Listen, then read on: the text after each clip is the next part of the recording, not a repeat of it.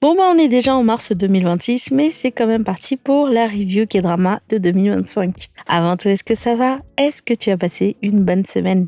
Et on va commencer par la partie K-drama. Alors en 2025, c'est 120 K-dramas que j'ai relevés et sur ces 120 séries, 21 productions ont été adaptées de webtoon, 2 de web novel, 9 ont été adaptées de romans, 5 K-dramas sont des remakes et on a un spin-off. Et que dire si ce n'est que l'année 2025 était pas mal au niveau K-drama, au vu de la diversité des genres, avec bien évidemment une forte domination du genre romance, même si le genre action-thriller ne sont pas en laisse. Alors bien évidemment, ce graphe est à prendre avec des pincettes parce que j'ai dû faire le choix de prendre un genre par K-drama, vu que chaque K-drama a pas mal de tags.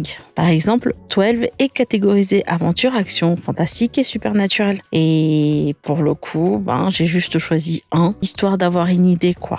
En 2025, les Coréens continuent d'affectionner les K-dramas format long, voire très très long. Contrairement au public étranger qui n'aime pas trop ce genre de format. Sur les 10 séries qui ont effectué les plus gros scores de Dima en Corée du Sud, hors plateforme de streaming bien évidemment, 6 sont des séries qui ont un format long, voire très très long, car ça tape au minimum dans les 50 épisodes. Et en règle générale, ça parle de famille ou de vengeance avec plus ou moins de makjang pour certains K-dramas. Pour te donner une idée, For Eagle Family suit Ma Gwang-suk, une femme qui perd son mari juste après leur mariage et qui se décide de reprendre la brasserie artisanale que son mari a laissée derrière lui. Dans un premier temps, elle voudra juste faire vivre à sa manière la passion qu'avait son mari pour sa brasserie de Makgeolli. Puis, au fil du temps, elle développera la société de son mari de manière plus significative grâce à son partenariat avec Han Dong-suk, le chairman d'un hôtel. Elle s'occupera aussi dans la foulée de ses beaux-frères qui auront chacun leur propre trame et ces 50 épisodes seront focalisés sur la résolution des soucis de tout à chacun avec un soupçon de tension et d'humour. Je pense parce que j'ai regardé que les 6 ou 8 premiers épisodes par pure curiosité parce que je trouvais ça délire de revoir Ji-won et Yoon Park ensemble après Birth Care Center que j'avais grave adoré, sachant que dans Birth Care Center, ils étaient tous les deux un couple et que dans For Eagle Brother, c'est sa belle-sœur. Ouais, tu peux me juger, mais des fois, dis-toi que je peux commencer ou même arrêter une série pour une raison complètement n'importe quoi-esque. Exemple, Slow Horse qui, il n'y a pas si longtemps que ça, est passé directement en première position dans ma série à regarder, juste à cause d'un passage que j'ai vu sur Instagram. That could have been anyone. What do you mean it could have been anyone? Name me one person who's got a grudge against penguins. Batman? Oh, fuck off. Franchement, ça a suffi pour me donner envie. Bref, ce top 10 a quand même un mix assez intéressant entre les genres. On a du fantastique, des histoires de vengeance, des histoires familiaux, de la romance, surtout pour Love Scott qui nous a clairement donné le couple le plus mature de 2025. Et dans sa globalité, ce top 10 parle beaucoup plus pour le public coréen que pour le public étranger. Ça, c'est un peu logique. Au niveau de la notation, j'ai décidé de prendre les notes qui sont présentes sur ma drama list, vu que ce site est spécialisé dans les K-dramas. Et franchement, le top 10 est juste trop magnifique et prouve que le public est très friand de l'offre assez variée des K-dramas coréens. Non seulement tu trouves de tout, humour, action, émotion, etc., mais franchement, chacun des K-dramas que je vois dans cette liste, c'est franchement trop bien. Je te le conseille et tu trouveras de quoi faire selon ton style. Par exemple, When Life Gives You Tangerine ou Unwritten Seoul, c'est ce genre de K-drama qui te donne envie de réfléchir sur la vie. Trauma en call ou study group, c'est le genre de K-drama super rythmé, mais tout aussi marrant. Bref, t'as vraiment de quoi faire avec ce top 10 et tu devras sûrement trouver quelque chose qui te plaira très certainement. Il faut aussi noter que dans ce top 10, tu as quand même 2 suites avec Weak Hero Class qui a proposé une saison 2 qui a énormément plu et une 3e saison pour Taxi Driver qui, sans le mentir, a une fanbase très solide et franchement ça c'est grave mérité parce que Taxi Driver c'est trop bien. Au niveau de la structure de la partie K-drama, je vais reprendre la même logique que la review de l'année dernière et de ce fait parler des K-dramas qui ont été passés un peu sous le radar parce qu'ils sont pas présents sur nos plateformes de streaming comme Netflix ou Amazon. Et cette année, je rajoute une nouvelle partie où je focaliserai sur les K-dramas présents sur nos plateformes de streaming, vu que les K-dramas assoient quand même leur domination, même si d'autres séries asiatiques commencent eux aussi à s'imposer doucement mais sûrement. Alors, Love Scott, j'en ai déjà parlé il y a quelques instants et j'en ai aussi parlé l'année dernière. Si si tu veux plus de détails, il y a le lien quelque part, soit au niveau de la vidéo, soit dans la case description. Et du coup, on va rentrer directement dans la partie spoiler. Si je le remets dans cette liste, c'est parce qu'au-delà du fait que c'est l'un des plus gros succès K-drama de 2025, Love Scott met au centre de son histoire probablement le couple le plus mature de K-drama Land. K-Drama-land. Kang Ji-yoon réalise doucement mais sûrement qu'elle craque pour Yoo Eun-ho et au lieu de mettre la tête dans le sable, elle fait face à ses émotions et avoue ses sentiments à Eun-ho sans trop tergiverser. Et Eun-ho lui aussi prend un peu de temps pour faire le ménage au niveau de ses émotions et la paf, on a un beau baiser incroyable devant le palais de Gyeongbokgung la nuit avec ses lumières qui mettent encore plus en valeur ce palais qui est juste majestueux. Franchement, zut flûte caca boudin, 2 fois que je suis partie en Corée du Sud et j'ai jamais pris la peine de visiter ce palais la nuit. Arc, maudit sois-je. Et c'est pas tout, ce couple fera face à une grosse crise qui peut potentiellement les séparer et pourtant la manière dont cette crise a été gérée était juste exemplaire. Ji-yoon prend le temps de souffler pour mettre de l'ordre dans ses idées et décider si elle veut voir le verre à moitié plein ou le verre à moitié vide. Et à côté, Eun-ho lui laisse de l'espace à sa demande et attend patiemment sa décision. Et Love Scott vaut vraiment la peine d'être vu pour son couple qui offre une histoire d'amour tout simplement belle et incroyablement mature. Alors, Undercover High School. Alors là, je te le conseille si tu veux avoir une version coréenne de 21 Jump Street. So Kang-jo revient après un hiatus de 3 ans pour nous éblouir. Oui, j'adore cet acteur. Je le trouve trop chou et ça m'a fait mal parce qu'il s'est tapé 2 SML. Dans Cunning Single Lady et dans She's in the Trap. Donc forcément qu'il est dans mes favoris. Mais après, j'ai un peu trop de favoris. Bref, il revient sur le devant de la scène après son service militaire en incarnant Jung Hae-sung, un agent du NIS obligé de se faire passer pour un lycéen afin de mettre la main sur un trésor, mais genre bling bling le trésor. Donc forcément que tu le verras galérer à essayer de s'intégrer avec des gens bien plus jeunes que lui, essayer d'enquêter avec une méchante très charismatique en la personne de So Myung-joo, incarnée par Kim Shin-rock. Et franchement, j'avais grave envie de la frapper. Et ça, c'est la preuve de son talent. Et le K-drama est vachement sympathique à cause de son mélange bien équilibré entre enquête, humour et action. The Haunted Palace suit Yori, incarnée par Bomna, qui joue le rôle d'une jeune femme issue d'une lignée de chamans. Elle possède de puissants dons spirituels, mais pour le coup, elle veut pas vivre comme une médium et elle se dit que c'est mieux de vivre comme une simple artisane parce que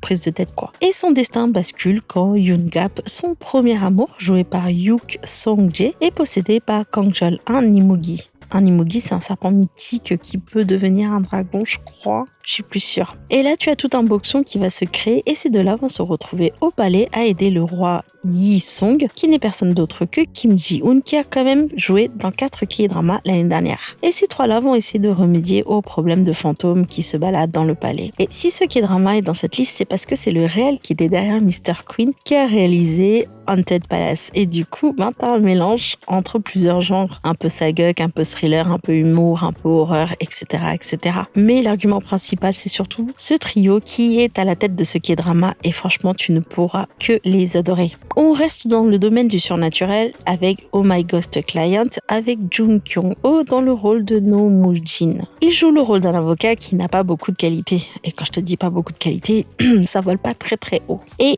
après un accident qui a failli lui coûter la vie, il se retrouve avec la possibilité de voir des fantômes. Et il va se retrouver de fil en aiguille à devenir l'avocat de ces âmes qui ont été victimes d'une injustice. Forcément, il sera pas d'accord au début, mais il fera tout pour qu'ils obtiennent justice. Le tout accompagné de la belle Na-hee-jo, jouée par Sol Ina, qui sera là pour faire tourner ce cabinet coûte que coûte, et Go Gyung-woo, joué par Cha Ha-kyon, créateur de contenu qui va les aider dans leurs affaires. Ce drama mêle comédie et surnaturel et ce sera surtout le terreau fertile qui aidera le personnage de No Moo-jin à évoluer tout en essayant de naviguer à travers les divers cas qu'il rencontrera avec sa team. Et là, on rentre dans une adaptation d'une série française, La Menthe, Cocorico, qui a été repris en coréen sous le titre de Queen Mantis. Ko Yoon-jun incarne Jong Hee-shin, une tueuse en série enfermée il y a 20 ans de cela. Son fils, Cha Soo-yeol, joué par Jang Dong-young, devenu flic, se retrouvera obligé de collaborer avec sa mère,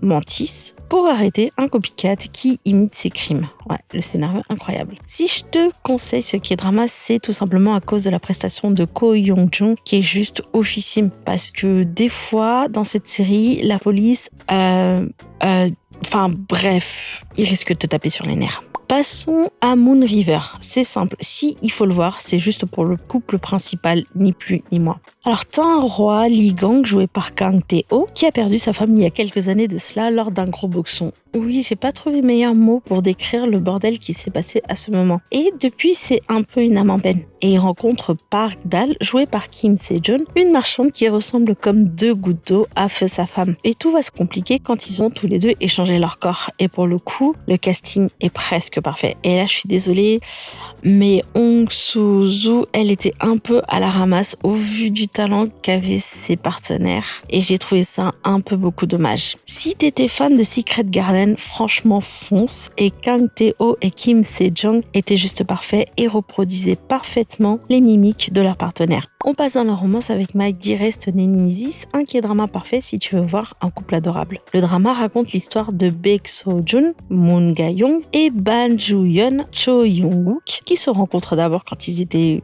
plus jeune, adolescent, dans un jeu en ligne, et ils développent à partir de ce moment une relation un peu beaucoup compliquée. 16 ans plus tard, leur chemin se croisera à nouveau car Jo-yeon sera le nouveau supérieur de Soo-jong. Parfait si tu aimes le trope enemy to lover et si tu aimes voir des personnages guérir de leur trauma et vivre leur passion sans honte. Walking on Thin Ice raconte l'histoire de Kang Woo-sun, joué par Lee Young-hae, une mère ordinaire dont la vie bascule lorsqu'elle découvre de la drogue et qu'elle se retrouve impliquée, malgré elle, dans un réseau criminel. Youpi! Pour protéger sa famille et pour payer les dettes de son mari malade, elle s'associe à Lee Kyung, joué par Kim Yong-wan, qui mène une double vie liée au trafic. Et pendant que tous les deux s'enfoncent dans ce monde dangereux, ils devront faire face à Jang Tae-gu, un policier, joué par Park Wong-yoo. C'est un K-drama parfait si tu veux quelque chose de prenant avec des personnages moralement ambigus. Love Me est probablement le drama qui est passé un peu sous les radars, je dirais. Cette adaptation d'une série suédoise parle d'une famille un peu compliquée. So Jong-kyung,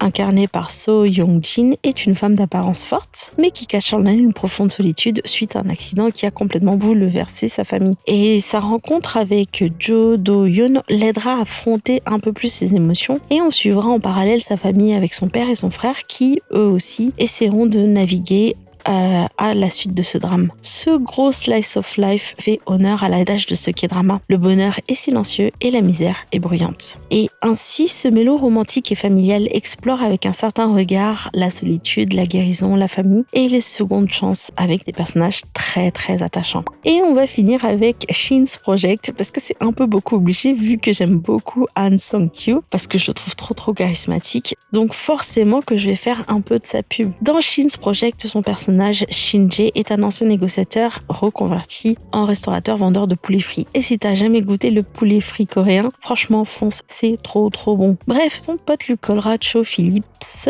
un jeune diplômé prometteur, et le forcera à travailler sous ses ordres pendant quelques temps. C'est un K-drama parfait si t'aimes bien voir des conflits en tout genre et un côté un peu thriller, car vois-tu, le fil rouge de ce K-drama est intrinsèquement lié au décès du fils de Shin-jae.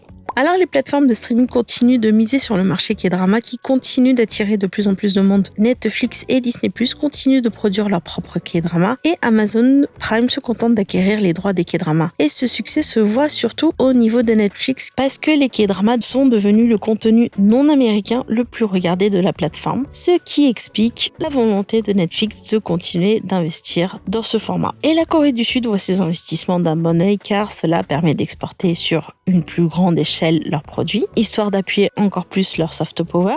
Et on va commencer par Netflix, qui continue de régner en maître dans l'export des K-dramas à l'international. L'an dernier, Netflix a inscrit dans son catalogue 32 K-dramas, dont 15 qui sont entièrement une production Netflix. Et cette plateforme mise clairement sur une politique de diversité couplée à de grands noms. Le deuxième plus gros succès de Netflix en 2025, c'est When Life Gives You Tangerine, réalisé par Kim Won-sok, super connue pour sa filmographie, car elle contient entre autres Miss Aang, Signal et My Mister. La scénariste est Lim Sang-chun qui a écrit When the Camellia Bloom et Fight for My Way. Et tu as IU en tête d'affiche, accompagné de Park Bo-gum, qui revient sur le petit écran après une absence de 5 ans. Et rien que ce K-drama, c'est quand même un poids lourd. Et c'est pas que ça. Les acteurs qui ont joué dans les K-dramas Netflix sont des acteurs qui sont super connus. Joo Ji-hoon a incarné avec beaucoup de charisme Baek Kang-hyuk dans Trauma Code, et John Do-yeon et Kim Go-eun font un pacte dangereux dans The Price of Confession. Et je pourrais continuer et lister, mais c'est pas l'intérêt. Mais quoi qu'il en soit, pour les fanas de K-drama, les K-dramas Netflix attirent facilement du public à cause de ces acteurs qui sont déjà connus. Et Netflix a fait sincèrement une très belle année 2025 en offrant une très belle brochette de contenu avec des genres assez variés, susceptibles de plaire à un gros public. Squid Game est clairement le gros gagnant K-drama Netflix de 2025 parce que non seulement c'est le plus gros succès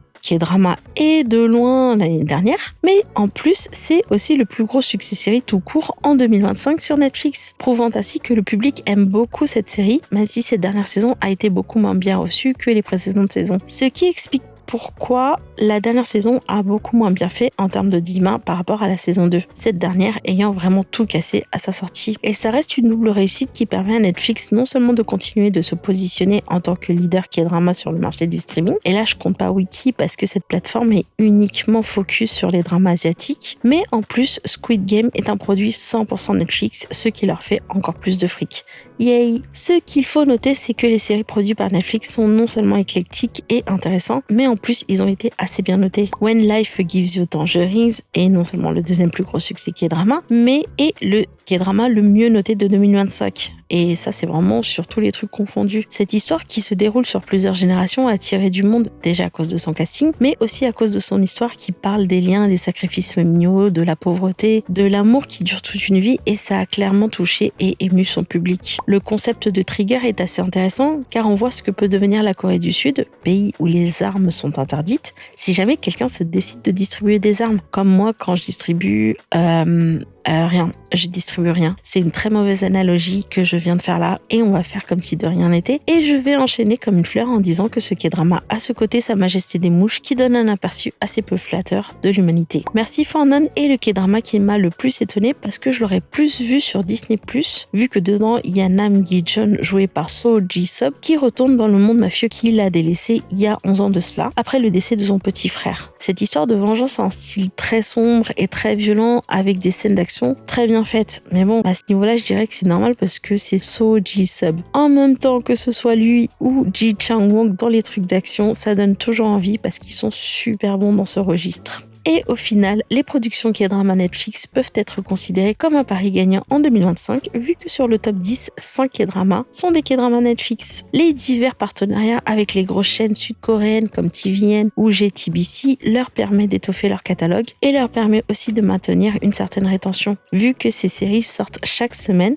Netflix est obligé de s'aligner sur ses sorties et de ce fait, l'attention du spectateur est retenue sur une plus longue durée. Ainsi, Bon Appétit Your Majesty a non seulement été un succès en Corée du Sud, mais a aussi profité d'une certaine notoriété auprès du public à l'international et se place en deuxième position en termes de K-drama 2025 le plus vu sur Netflix. Ce partenariat a dû probablement grandement bénéficier à la série Resident Playbook qui a été repoussée à plusieurs reprises et du coup quand ils ont diffusé la série, disons que Resident Playbook partait favori, mais ça a su attirer un public qui aimait probablement voir ces résidents commencer leur premier pas maladroitement et devenir des médecins plus sûrs et plus investis dans ce métier qui mériterait plus de reconnaissance, surtout dans certains pays. Beyond the Bar qui s'est positionné en 5e position est un K-drama qui explore l'amour sous le prisme légal, ce qui donne des cas très très intéressants et qui pourrait donner lieu à des discussions intéressantes. Passons maintenant à Amazon Prime. Contrairement à Netflix, Amazon Prime continue de jouer la carte de la timidité en ayant acquis 8 K-dramas. Et je ne sais pas si c'est dans leur priorité d'attirer un plus gros public friand des K-dramas, mais bon. Après, perso, Amazon a beau avoir un catalogue intéressant en termes d'offres, je trouve que son interface, c'est pas folichon des masses. Bref, Amazon Prime a quand même pu sécuriser quelques bons K-dramas. La Fée et le Bouvier, connu sous le nom de Head Over Heels, est un K-drama qui a eu un bon succès à l'étranger, notamment en Indonésie, Philippines et Thaïlande. Et en France, même si la série a réussi à se positionner au mieux en 5e position, elle a quand même bénéficié d'un certain succès car la série s'est quand même positionnée dans le top 10 des séries en 2025 pendant 33 jours. Good Boy avec Park Bo-gum s'essaye avec réussite au genre action. Et c'est soit dit en passant le moment parfait vu qu'il revient de son service militaire. Donc en termes d'entraînement, il a eu de quoi faire ces 3 dernières années. Il joue dans ce K-drama le le rôle d'un ancien champion de boxe déchu à cause d'un scandale et il se voit offrir la chance d'intégrer une unité spéciale dans la police qui est composée d'anciens sportifs d'élite. Même si le K-drama ne brille pas forcément par son scénario, c'est vraiment l'opportunité de voir cet acteur qui étoffe sa filmographie avec un personnage fort intéressant et ça nous offre une nouvelle facette de son jeu d'acteur. Mais dans l'ensemble, il y a quand même une petite domination du genre romance dans le catalogue des acquisitions K-drama en 2025. Ah là on va passer dans ma partie favorite. Franchement, j'aime beaucoup la ligne directrice de Disney+ en matière de K-drama, même si je suis pas forcément d'accord avec leur politique. Disney+ continue d'investir dans sa ligne directive, à savoir des productions à gros budget plutôt axées thriller, action. Ils ont annoncé une augmentation de 60% de ces productions coréennes en 2025. Et si j'ai une préférence nette pour les séries Disney+, c'est parce que j'ai l'impression de retrouver la vibe des K-dramas Ocean qui était selon moi la chaîne qui faisait les meilleurs K-dramas. Même si Disney+ ne produit pas des K-dramas aussi bons que ceux de Ocean, je trouve qu'on s'en rapproche. Alors oui, c'est très biaisé, mais leur série, elle me manque tellement et franchement, ils produisaient vraiment des bangers. Bref, sur les 10 K-dramas Disney+ que j'ai pu relever, beaucoup de K-dramas méritent l'attention. Hyper Knife et Nine Puzzle sont les plus gros succès K-dramas en 2025. Tempest signe le retour de Jiana Jun qui revient après une absence de 4 ans, qui joue le rôle de So Moon-ju, une ancienne diplomate qui voit son mari politicien assassiné sous ses yeux et qui va se décider de se présenter à sa place pour essayer de comprendre pourquoi son mari s'est fait tuer. Elle fera dans la foulée la connaissance de Baek San-ho, joué par Kang Dong-woo, qui deviendra son garde du corps. Donc du coup, entre complot, manœuvre politique, ce K-drama est tout simplement prenant, même si c'est un peu lent par moments, mais qui te fait surtout rester à cause de l'alchimie incroyable et palpitante des deux acteurs. Non, franchement, des fois, j'avais l'impression de les déranger tellement l'alchimie était oufissime. Rowan a franchement déchiré dans The Murky Stream. Dans ce K-drama très violent, très réel, tu suis des personnages mêlés à des conflits politiques et des luttes pour le pouvoir. Ce K-drama qui se déroule dans la période Joseon se distingue par une belle cinématographie. Et là, je vais pas te mentir, je sais pas ce que ça veut dire cinématographie. Je fais juste genre en espérant que c'est le bon mot pour dire que ce K-drama est juste beau visuellement. Et même si le K-drama peut paraître lent, il te happera doucement mais sûrement à cause de l'atmosphère, des décors et surtout des acteurs qui ont tout simplement donné une belle prestation.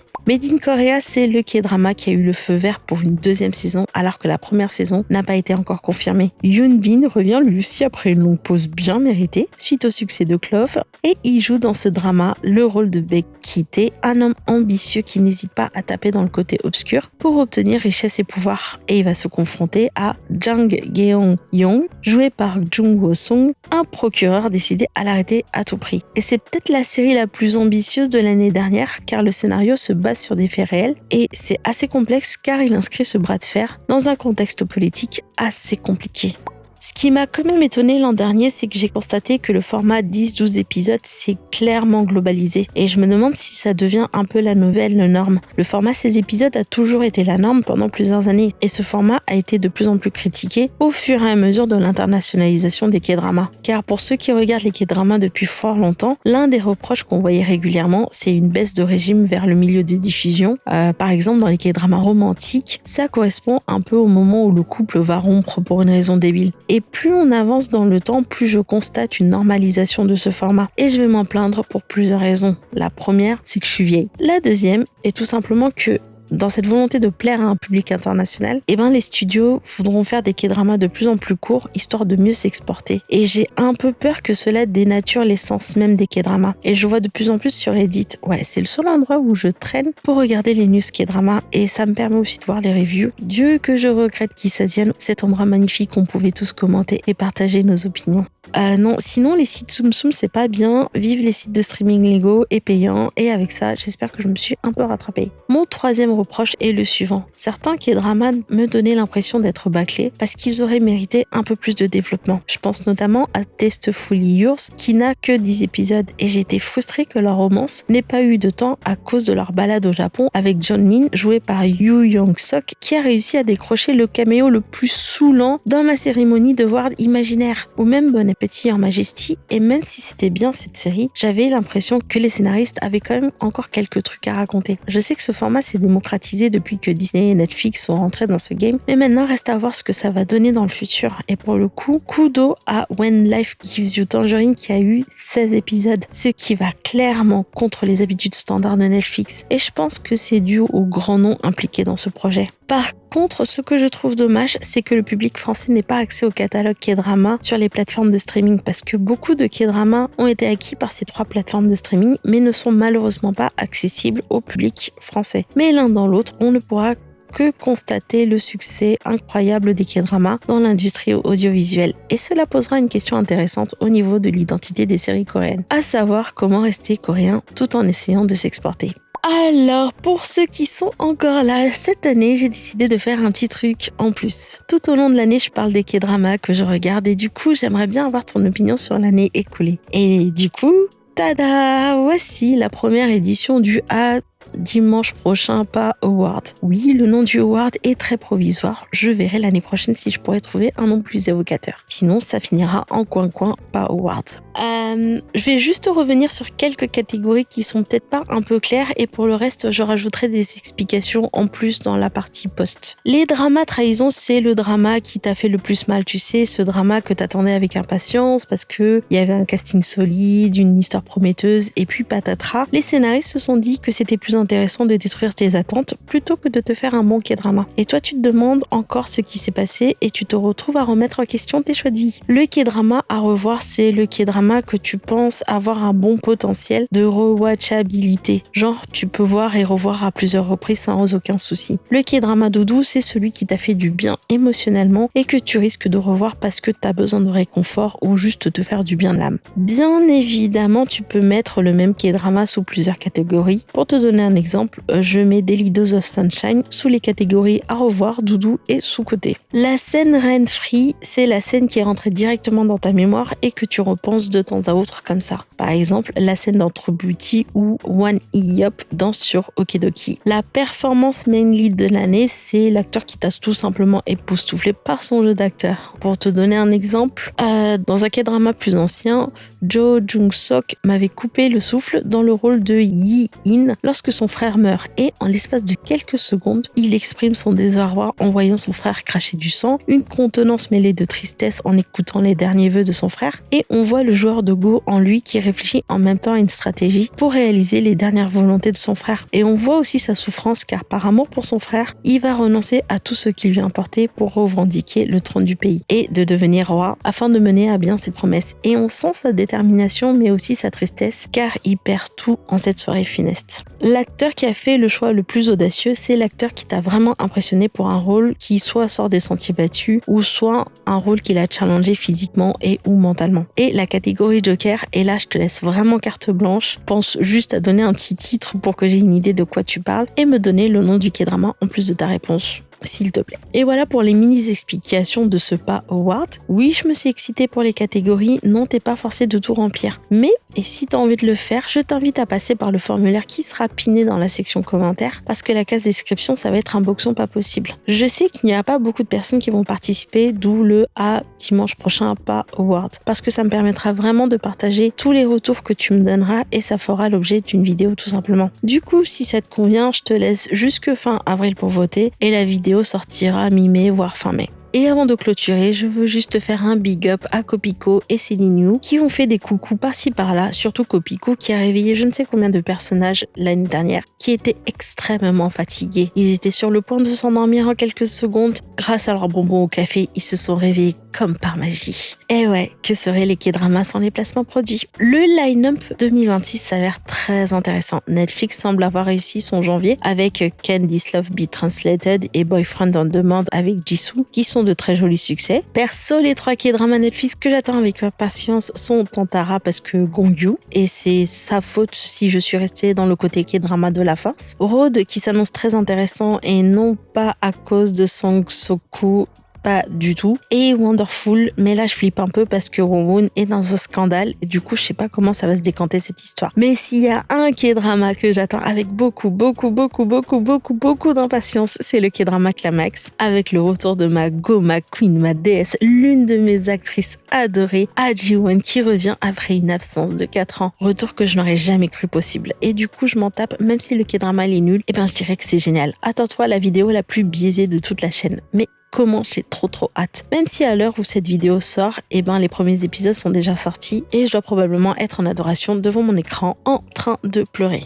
Ouais, j'en fais trop, je sais, mais je l'aime trop cette actrice. Sinon, si tu as envie que je te parle d'un K-drama 2025 en particulier, n'hésite surtout pas à m'en faire part dans la section commentaires. Si j'y arrive, je te ferai une petite analyse. Il y a des K-dramas que j'ai peu ou pas volontairement évoqués car ils feront l'objet d'une review plus tard dans les mois ou années à venir, comme par exemple Bon Appétit, Your Majesty ou Dear X qui est un must-watch 2025 pour moi. Et je prévois de faire une vidéo critique sulfureuse sur When the Star Gossip qui est devenu mon K-drama théorie du complot. Ouais, je vais terminer cette série avec haine, méchanceté et mauvaisitude dans une vidéo dans le futur. Et sur ces bonnes paroles pleines d'amour, on clôture enfin la partie review K-drama 2025 et on ne va pas passer à la partie review série 2025 parce que poisson d'avril. Non, j'étais grave mytho. Je pensais que la partie série ferait une page, mais je me suis retrouvée avec 8 pages de script. Mais sérieux, comment est-ce que je fais pour blablater autant dans la vie alors que j'ai regardé que 2 séries l'année dernière? Bref, je vais tout simplement séparer tout ça en 2 vidéos histoire de bien pouvoir séparer ce boxon et ne pas se retrouver avec une vidéo d'1 heure.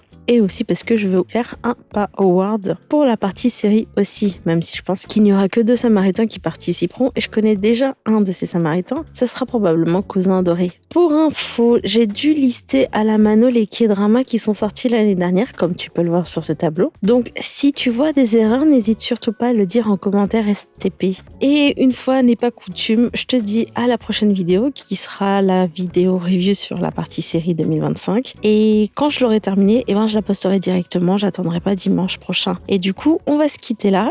Et je te souhaite une bonne journée, un bon week-end. Et je te dis soit à lundi, soit à mardi, soit à mercredi, soit à jeudi, soit à vendredi, soit à samedi, soit à dimanche prochain.